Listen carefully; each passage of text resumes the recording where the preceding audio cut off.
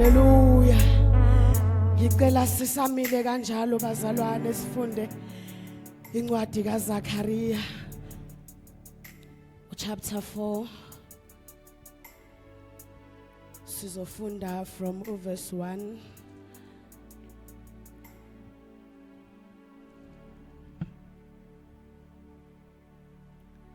Sizofunda from verse 1 to 9. Zachariah chapter 4 verse 1 to 9. Ngicela ungifundele. Sihloko sithi uthi lwezibani zeminqumo emibili. Ingelosi eyayikhuluma nami yabuya yangivusa njengomuntu evuswa ebuthongweni bakhe. Yathi kimi, ubonani na? Ngathi ngibona bheka uthi lwezibani luyigolide lonke. Lunembizana yalo phezukwalo nezibane zalo ezisikhombisa zikulo. Kukhona imibhobho ezisikhombisa kuleso naleso sibani esiphezukwalo neminqumo emibili eseceleni kwalo. Omunye ungakwesokunene sembizana nomunye ungakwesokhohlo sayo. Ngathatha ngasho kuyo ingelosi eyayikhuluma nami ngathi, ziyini lezi nkosi? Ingelosi eyayikhuluma nami yaphendula yathi kimi, awazi yini ukuthi ziyini lezi? Ngathi qha nkosi. Yasithatha isho kimi ithi, lokhu kuyizwi likaJehova uZerubhabhele lokuthi kungabi ngempi, kungabi ngamandla, kepha kube ngomoya wami kuphela, usho uJehova Sebawothi. Ungubani wena ntaba enkulu phambi kukaZerubhabhele? Uyakuba ithafa, uyakuyikhipha itshe eliyinhloko ngokumemeza ukuthi umusa mawube kulo. Izwi likaJehova lafika kimi lathi, izandla zikaZerubhabhele zibeke isisekelo salendlu, futhi izandla zakhe ziyakuyiqeda. Wazi ukuthi nguJehova Sebawothi ongithumile kini. Amen. Sicela ukhuleke. Babe egameni likaJesu Kristu waseNazaretha, izwi lakho leli uNkulunkulu wethu onamandla khuluma ngomntwana wakho ngoJesu Kristu inkosi yethu. Amen. Amen. So bazalwane, uNkulunkulu ke muhle. Haleluya. uNkulunkulu muhle ngezikhathi zonke. Haleluya. La sifunde khona ncwadini kaZakhariya, kahle kahle indaba yami ilapha ku verse 6, kodwa sengizondlula nje kulokho kunye. Haleluya. So uma ngabe ufunda uZakhariya waye omunye wabaprofeti abancane, haleluya, owavuswa uNkulunkulu ukuba aprofete phezu kwaJuda nesizwe sakwaBenjamin ngalesikhathi lesi bebuya kwi-exile. Haleluya. So uNkulunkulu ngaleso sikhathi wasebenzisa uCyrus inkosi ukumemezela ukuphuma kwabantwana bakwaIsrayeli ekuthunjweni. So uma ngabe bephuma ekuthunjweni babuyela eJerusalem, okuyindawo ngaleso sikhathi eyayi messed up ngenxa yokuthi ngalesikhathi bephuma inkosi eyayiphethe ngaleso sikhathi, uma ngabe ufunda iBhayibheli, kuthiwa yayidestroyile ithempeli, yadestroya indonga, yadestroya even imizi. So uma ngabe sebephuma ekuthunjweni babuyela to that place, hallelujah, indawo messed up, fanele ukuthi bayoqala phansi bakhe ithempeli, hallelujah, ela destroywa the time beya kwi-exile. Hallelujah.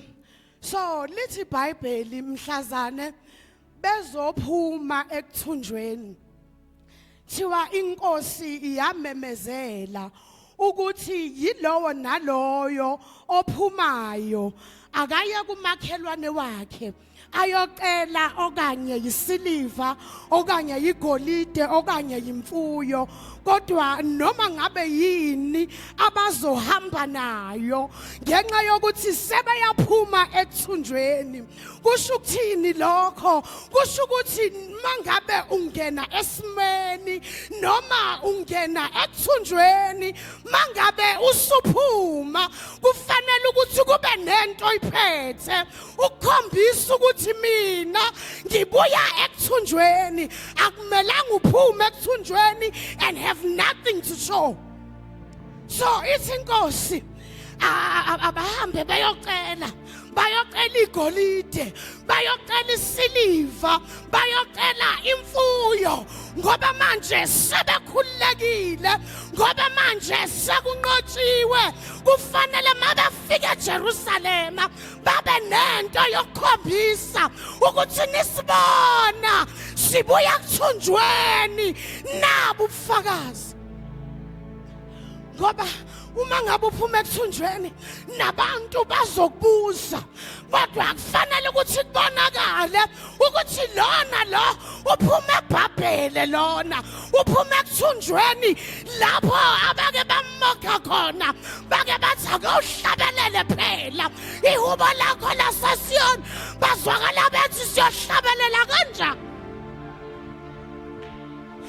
ihubo likaJehova singahlabelela kanjani ekuthunjweni lalela kwakuyimokhari kodwa babonakala bethatha amahabhu bewaphanyeka emzaneni ngoba manje baseBhabhele endaweni yokuthunjwa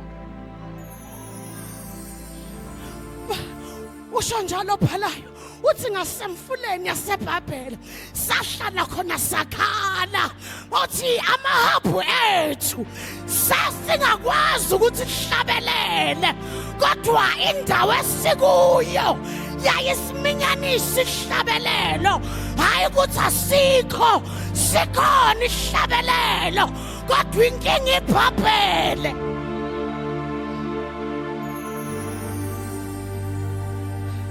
umhlabelelo ukhona wona inkinga manje yiBhabhele lalela ngiyazi ukuthi kuyenzeka ukuthi uzizwe ukuthi no ngiseBhabhele uthi uyawudonsa umhlabeleli ungaphumi uthi uyashaya ihabhu alishayeki ungakhathazeki indawo okuyo useBhabhele amahabhu ayabekwa phansi eBhabhele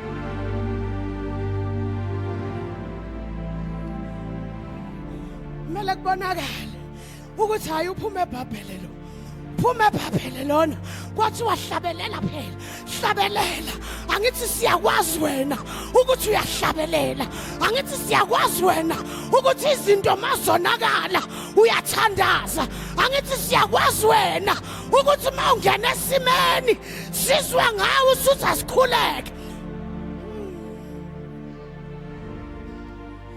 abazi ukuthi siyafika isikhathi seBhabhele uzizwa ukuthi ngidry uzizwa ukuthi ngomile usukhathazwa inhlupho zaseBhabhele umhlabelela uvuki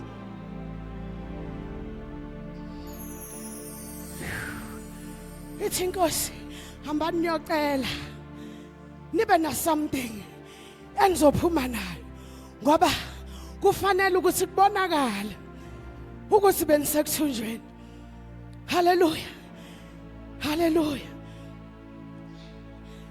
sibazalwane mabefika eJerusalem cela ungilalele mabefika sebezokwakha ithempeli lithi iBhayibheli mabefika baqala ngokwakha ialtar ngiyabona baqala ngokwakha ialtar likaNkulunkulu ngiyacabanga ukuthi emqondweni wabo babe nakho ukuthi in as much as kuyizwe lethe silaziyo kodwa we cannot master it uNkulunkulu engekho yikho beqala bakhe ithempeli ngoba bazalwane kuneyindawo ongeke uzuzimastare uma ngabe ithempeli okanye ialtare ungenalo kuneyindawo oyozidraya udraye ungakwazi ukuphumela ngaphesheya ngonxa yokuthi nje ialtare alikho Chwabaki altar. Hallelujah. Base beqala. Babeki foundation. Nkosi yami. Baqala bakhi foundation yethempeli. Chwama ngabe sebebona ukuthi say right foundation baba nomcimbi.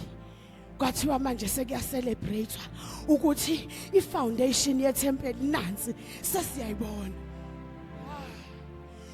Kanti mfundisi ba celebrate nje abanye ama elders awekho happy bona baya celebrate ukuthi nansi foundation okusho ukuthi umsebenzi uyaqhubeka ama elders awekho happy kusabekwe ifoundation akukakaphakama indonga but the elders sebekhuluma indaba yokuthi leli thempeli alifani naleli lalikakhiwa uSolomon leli aliyi kusabekwe ifoundation akukho kunye kusabekwe nje ifoundation ngoba kuyenzeka mfundisi ukuthi uthi uyazama uyayithintitha uthi uyazama uyayithintitha uyazama uyaphakama bathi leli thempeli alifani naleli lakhiwa uSolomon mina ngizothi ungabi nendaba ngoba vele elakhiwa uSolomon la destroywa lasha kwakhiwa lisha manje ithempeli kwakhiwa lisha ithempeli leli likaSolomon selasha man so noma ngabe bathi leli thempeli lithe ukutsheka it's fine leli thempeli lithe ukwanabeka it's fine and Solomon was destroyed we are building the new temple.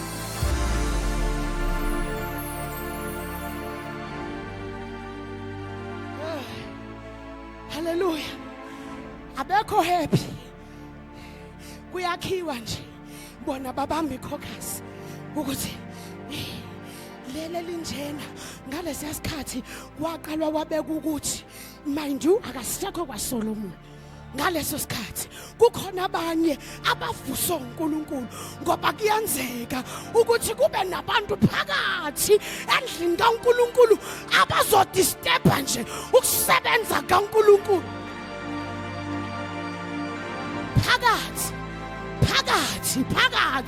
phakathi sibhizi kubhizi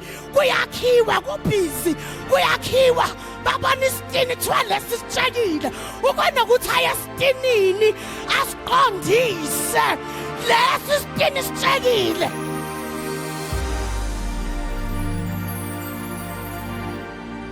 kubhizi kuyakhiwa thiwa cha le material i-cheap asithenganga ngani material ukuthi kodwa yena uyayi-afforda ewukuthi kunokuthi ayithenge wayisakha ngematerial e-cheap phakathi endlini kaNkulunkulu kubhizi man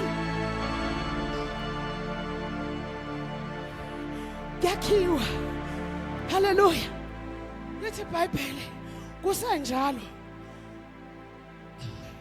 ama-elders awekho happy nangapha omakhelwane izitha lithi iBhayibheli bafika bathi sicela ukusiza sicela ukulekelela lalela ngesikhathi ithempeli libhidlizwa abashongo lutho ngenkathi indonga zethempeli zilele phansi azange besho lutho ngesikhathi sisekuthunjweni they did not even check upon us kodwa masebesibona sazama ukuphakama manje sebeyangena can I please help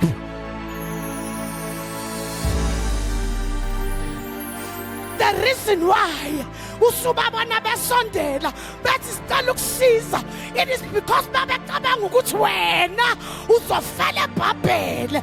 Kwawukuthi inkosi uma ngabe sikhulula ungokhululekileyo impela.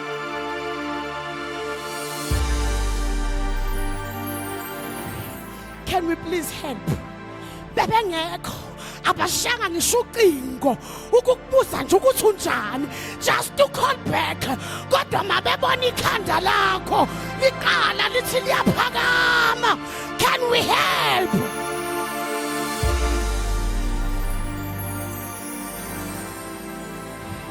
Lithi iBhayibheli bathi no, anikwazi ukuthi nizosiza umsebenzi kaNkulunkulu. OkaNkulunkulu awulekelelwa izitha. Ngithi mina umsebenzi kaNkulunkulu awulekelelwa izitha. Yingakho banqaba bathi no, anikwazi ukusiza. Funa ngelinye ilanga selimile ithempeli.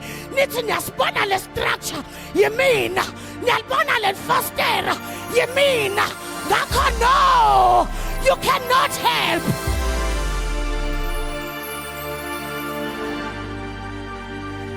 You cannot help.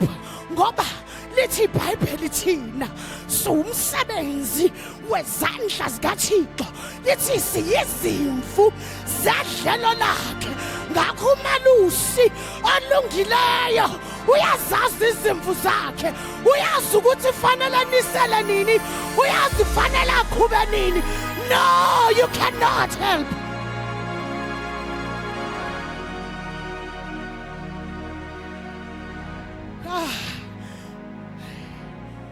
Lithi iBhayibheli sekunjalo, yizitha ngapha ezweni, yizitha ngapha phakathi. Siyacindezelwa nxa zonke, kodwa siqedwa yizitha ezweni, yizitha phakathi efanele ngabe sakha nabo bayasicindezela. Yingapha ezweni sicindezelekile nxa zonke.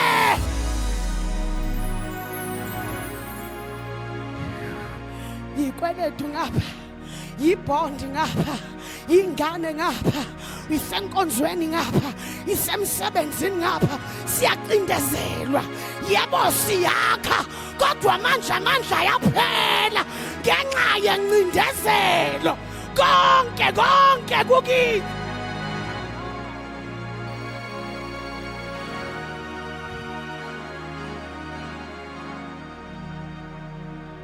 Nkosi yami. Oh, hallelujah. Hallelujah, hallelujah. Lithi iBhayibheli ngenxa nje yaleyo operation badikibala, baphela amandla, bayeke ukwakha ithempeli. Bacindezelwa ngapha, bacindezelwa nangapha, kwaphela amandla. Ngoba phela manje amandla lawa owomuntu kufika isikhathi la ephela khona. Aphela amandla bathi no, asisakwazi ukuqhubeka. Sithi siyaqhubeka, nansi incwadi ngapha thiwa le yandlu le yakhiwa la ime. Sithi siyaqhubeka ngapha thiwa nakhelani kanjena. Hayi siyayeka.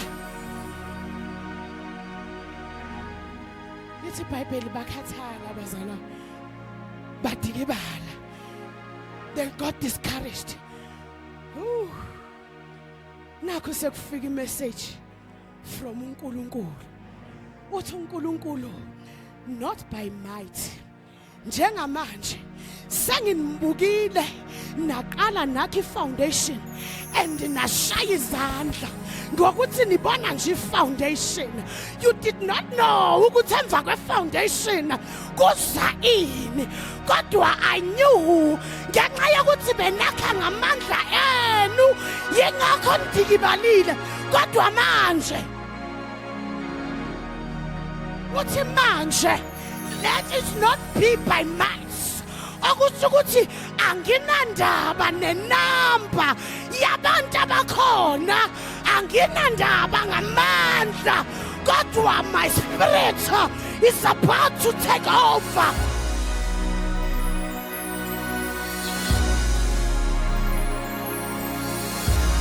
not by might, not by power, but by my spirit. Ngoba inani lamadoda lingaphelele endleleni, amandla akho ayaphelele endleleni, kodwa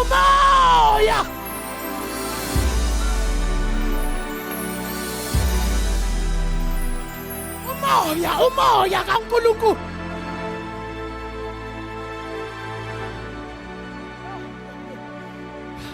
Mina ngizokutshela ukuthi engazathi ungazi ukususa amandla akho ey'ntweni zikaNkulunkulu and let the Spirit of God take over.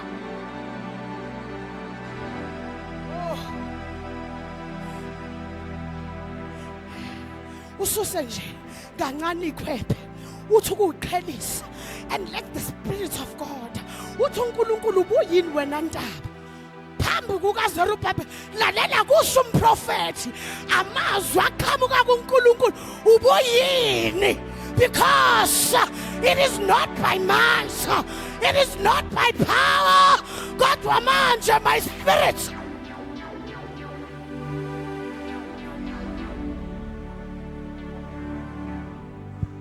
Uyawazi umoya kaNkulunkulu mawuthatha over, uyawazi umoya kaNkulunkulu mawutake over, amandla akhe semile amiselwe eceleni. Lithi iBhayibheli ngelinye ilanga akafika kuSamson esehlane, lithi iBhayibheli umoya kaNkulunkulu wamgcwalisa wabonakala ebamba ibhubesi. Umoya kaNkulunkulu uthi uNkulunkulu usazoqhubeka, kodwa hayi ngawakho, ngoba uzophinda futhi bakukhokoloze uphinde ukhathale, kodwa by my spirit, by my spirit. Mina bengizothi lento obuyikhulekela wadika ibala, qhubeka uyikhulekele bese ususa wakho amandla and let the Spirit take over. Lewa uyifastela kwaze kwaphela inyanga wabona ingenzeki, qhubeka qala phansi bese nje uqhelisa wakho.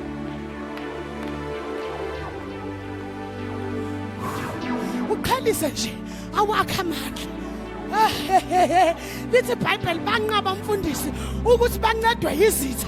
Mina bengizothi njengoba uthanda uhambisa isivi uyathandaza, mase kufika kuthiwa awenze phela noma u200, cha asikwenzi lokho. Awethu amandla ayaphela ngoba uzawukhokha lo 200 mase kufanele upromote thiwa awuphinde futhi u5000. Mina ngisho siyokwenza idrivers mfundisi asikhokhi George, sengiyomane ngifeyile kuze kube kwa500, kodwa awamamandla awasale la and let the Spirit of God take over.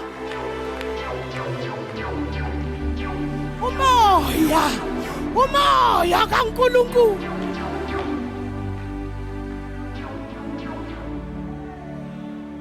Umoya kaNkulunkulu. Lithi wafika ngelinye ilanga abafundi behlangene bayakhuleka kuthiwa kwahla umoya kaNkulunkulu ovela ezulwini.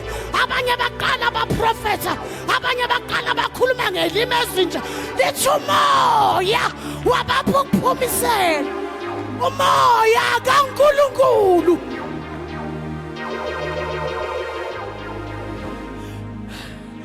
Uthi uNkulunkulu manje ake ume ngebutho lakho, ake ume nabantu owaziyo ukuthi mangisengxakini ngizofonela ubani, mangabe ngayibambi ngizofonela ubani, mangabe ngayibambi ngizofonela ubani. What if abayibambi bonke? Ake ume ngamandla akho.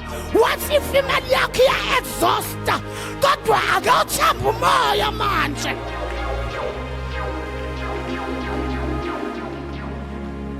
Umoya kaNkulunkulu, umoya kaNkulunkulu umoya, kaNkulunkulu umoya, kaNkulunkulu umoya.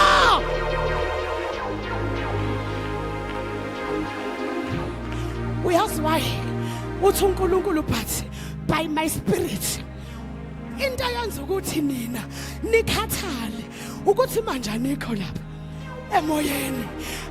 Siyami kukhona izulu la abantu bekwazi ukudabula abafinyelele khona, la okuhlala khona inkanyezi, kuhlala khona inyanga, khona elinye futhi bekwazi ngisho ukulisebenzisa mfundisi, kodwa khona izulu angabangakwazi ukulaccessa.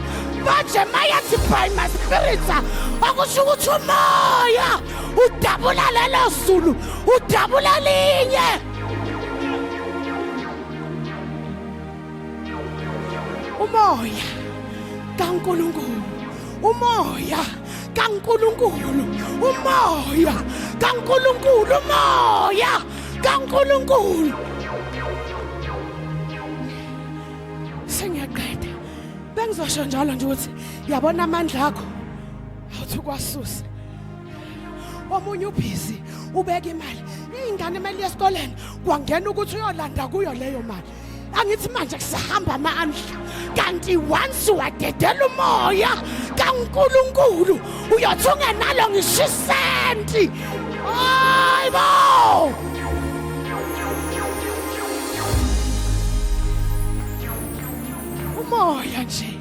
umoya nje kaNkulunkulu, umoya kaNkulunkulu, umoya.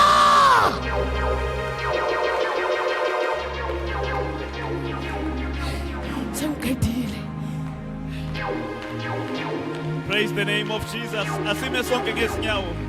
Glory to Jesus.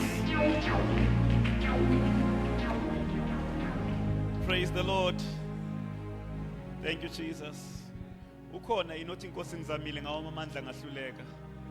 My God, God bless you. Sibambe kanjalo. Sweet Jesus, I tried with my own strength and ability. Ngahluleka ngegama lika Jesu.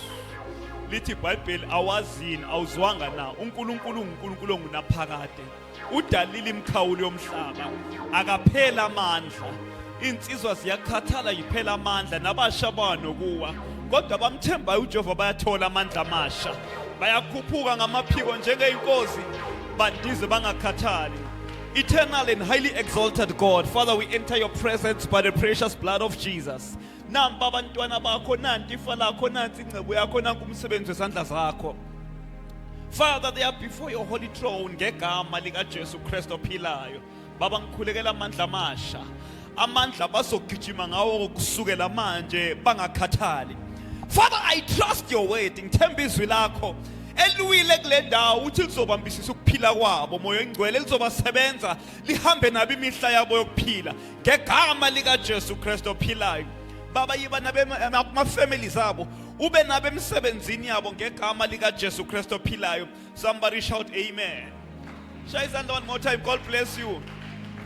What a powerful word, what a powerful message.